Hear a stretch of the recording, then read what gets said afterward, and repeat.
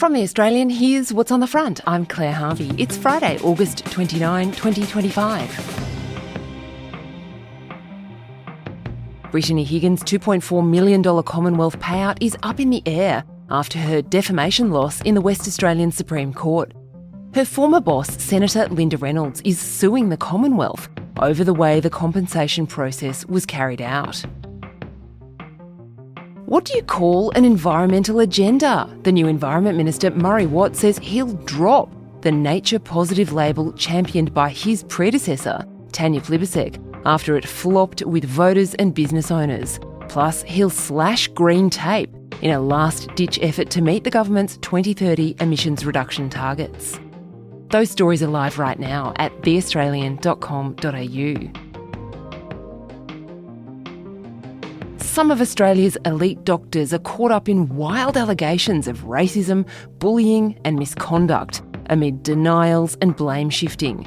It's the real-life medical melodrama playing out in one of Australia's most prestigious medical colleges. Today, the drama unfolding at the top of the Royal College of Physicians and why it's fighting for its very existence. We cannot allow you to continue working here or anywhere else as a physician. So you have two choices. We all love a medical melodrama. Dr. Myers, can I see you down the hall? Just for a second, please. Who the hell are you and what are you doing in there? On screen, it's all high emotion and shouting. Code red, somebody call the damn fire department. Welcome to the pit. We got two traumas from the T. 5 minutes out. Okay, copy that. But in real life, it's all much more sober. And get the machine that goes bing! And get the most expensive machines in case the administrator comes. This is a hospital, people. Serious work happens here. We save lives here. Oh, something funny? Whose are these? Or maybe not. Or completely dysfunctional and unprofessional. It reflects very poorly on the college and our members. It's designed to destroy me. It's designed to destroy the voice of the membership. This is Dr. Sharmila Chandran, a physician who's the president-elect of the Royal Australasian College of Physicians, one of the most powerful medical colleges. She's facing an extraordinary general meeting which could stop her taking up the presidency.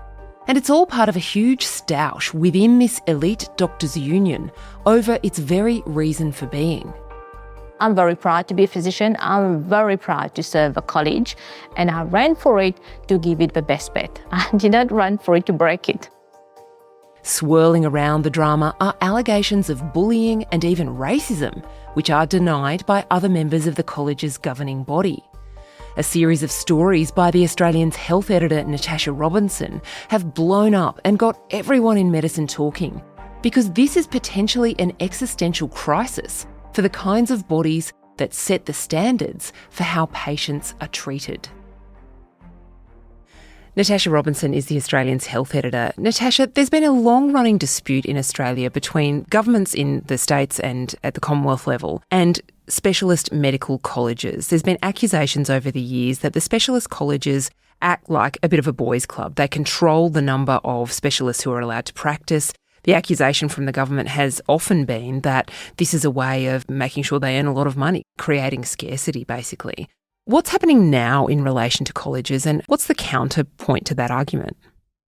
So at the moment in colleges, they are facing some pressure in terms of their membership.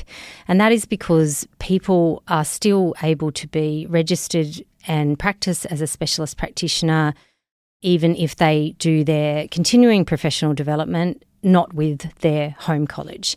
That was a change that was instituted by the government a few years ago that has enabled people basically to leave their colleges. The main attraction of being with the college at the moment is to be able to use the post-nominals after your name, the letters after your name that tell people what kind of specialist you are. So that is attached to being a fellow of a college. People simply think they can save money, do their CPD elsewhere, and that's just a minor cost saving that they can make in the year. But of course, when we see things like we've seen with the Royal College of Physicians this week, people do question the value in being part of a college that clearly has very significant governance problems. Trainees in particular are angry because they pay a lot more to be members of the college, about double, in fact, and that is because they have to sit their exams with the college. So they're paying about $4,000 a year to sit an exam with the college, and they're sort of saying, well, this is all looking like it's an incredible amount of chaos, and what are we actually paying for? So continuing professional development and these exams, these are the things that the colleges offer, right? Doctors are required to do continuing professional development to keep their skills up. They're also required at the beginning of their career to sit exams to make sure they can actually be registered to practice. What would the college's argument be about the service that they provide? Well, the college's argument is that they are the arbiter of standards. They play an incredibly important role in making sure that we have the highest medical standards. So they are vetting people and their skills and their knowledge, and they are failing people who are not up to the task, and they are setting the standard of what those exams, of what the bar should be in order to pass those exams. And they're also playing a really important role overseeing the training in public hospitals. So if a public hospital is not up to scratch in terms of the training that is going on of trainees within that hospital, the college can withdraw their accreditation to train junior doctors. There's certainly a perception from some people in medicine that governments of various stripes, including the federal government, have it in for colleges, that they're trying to break their power. Is that a fair enough complaint? Yeah, I think it's true to a large extent, and I think there's agendas behind that. You've got to ask the question, well, if the government says you can do your CPD elsewhere, well, why would they be interested in that? And some of that is attached to agendas such as we want to open up the field more to bring in more overseas practitioners, because, you know, even if they get blocked from being fellows of a college or whatever it is, they can still do their CBD elsewhere and gain registration to practice. So it's just removing one of those barriers that would be a roadblock to the government's agenda. And the colleges would see themselves as like the guardians of the standards. Absolutely, and rightly so, because who else would be? And, you know, you could say, well, the orthopaedic surgeons and the ones that are training the junior doctors are within the public hospitals. But if you have the public hospitals being the arbiter of their own training, well, that's not a very good or independent situation. This isn't just a problem for Australian medical colleges. In the UK, for example, medical colleges are structured as charities, and that means they're facing increasing pressure to prove they exist for the greater good. And not too long ago, the UK's Royal College of Physicians was embroiled in a fierce leadership battle of its own. You've been reporting about a big drama blowing up inside the Royal College of Physicians. What's going on there? So there has been drama at the Royal College of Physicians for several years. At the moment, there is a reform agenda being pursued by the current president, Professor Jennifer Martin, which is around constitutional change of that college. The central issue that is the flashpoint here is around the roles of the president and the chair of the college. There is a president-elect, Dr. Shamira Chandran, and she opposes the separation of the roles of president-elect, because at the moment, if you are elected president of the college, you then sit on the board, you are automatically made the chair of the board.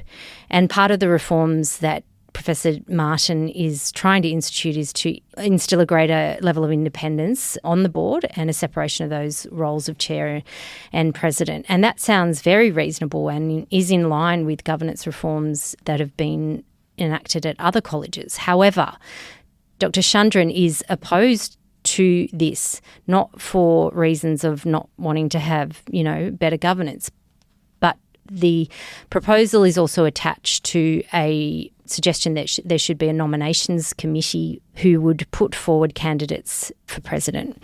She feels that simply that nominations, you know, pool could be stacked and that it may not represent the diversity of the college. And she is a woman of diverse background, Mauritian background, and there are some simmering issues here around diversity and inclusion at the college that is the real sleeper issue.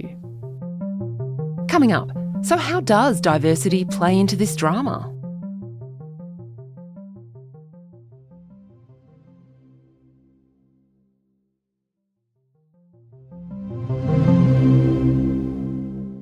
Natasha, we've all noticed just from our own interactions with the medical system that the older white men who used to be the specialists are being replaced by younger people of colour, often women, many of whom have grown up in Australia, of course. Why is that creating tension at a place like the Royal College of Physicians? Well, I don't think that's creating tension per se. What's creating tension is the membership being reflected in the leadership. You have two women of colour on the board, one the incoming president, another one Professor Nada Hamad, a haematologist, and they are now openly saying, at least Professor Hamad is openly saying, that she has experiencing exclusion, bullying and racism at the college. There's been a drama in the last couple of years over some paediatric specialty exams where there was an investigation into whether there was unconscious bias in elements of that particular exam and its marking, etc. Now allegations being thrown that people receive different treatments depending on their background at the college. This is all completely disputed by other members of the board, and this really is about, in that power structure in the college, who gets there and who votes them in. So it's about the representation. So the big picture here is that there's pressure on these colleges because of changes that the government's made that would lead to different paths for specialists to be able to get their registration and have their continuing education. And there's drama within this particular board of a specialist college. Are those two things linked? Well, they're only linked to the extent that if people feel, gosh, this is a mess, what am I paying for here? They may leave the college and go and do their CPD elsewhere. So that's an existential threat, potentially, to the colleges. And for patients, why is this story important? Does it mean that the kinds of doctors that we're going to see on the wards or see in their specialist rooms are going to be different to what we might be able to expect? Well, we are opening the field to more international medical graduates in certain specialties. They've chosen a couple of specialties to start with, and that's going to open up much more widely in the future. This is a worldwide problem. All countries, and especially developed countries, are fighting to attract overseas medical graduates because they cannot train enough of their own, and especially to cope with an ageing population and greater demand for healthcare. And this is a problem not just for doctors, it's also an issue in nursing.